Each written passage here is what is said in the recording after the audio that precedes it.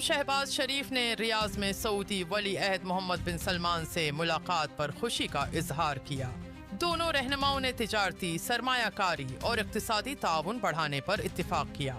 شہباز شریف نے سعودی عرب کی غیر متزلزل حمایت پر شکریہ ادا کیا۔ وزیر اعظم فیوچر انویسٹمنٹ انیشیٹو کانفرنس میں شرکت کے لیے سعودی عرب کے دورے پر ہیں۔ ترکیہ نے برطانیہ سے 20 یورو فائٹر ٹائفون طیاروں کی خریداری کا 11 ارب ڈالر کا معاہدہ کر لیا۔ انقرہ میں دستخط کی تقریب میں صدر اردوان اور وزیر اعظم کیئر اسٹارمر شریک ہوئے۔ اردوان نے اسے دو طرفہ اسٹریٹجک تعلقات کی نئی علامت قرار دیا۔ پہلے طیارے 2030 میں ترکیہ کو ملیں گے۔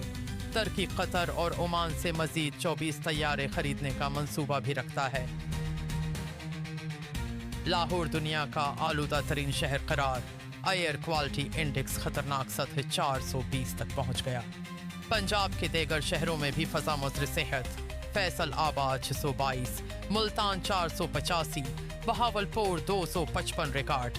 ماہرین نے شہریوں کو ماسک کے استعمال اور احتیاطی تدابیر کی ہدایت دی۔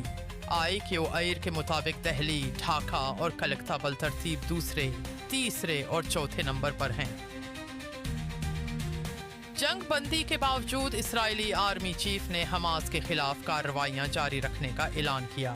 لیفٹیننٹ جنرل ایال ضمیر نے کہا کہ جنگ اس وقت تک ختم نہیں ہوگی جب تک آخری مغوی کی لاش واپس نہیں آتی۔ انہوں نے فوجیوں کو تمام محاذوں پر تیار رہنے کی ہدایت کی۔ آرمی چیف کے مطابق حماس کے خلاف مشن ابھی مکمل نہیں ہوا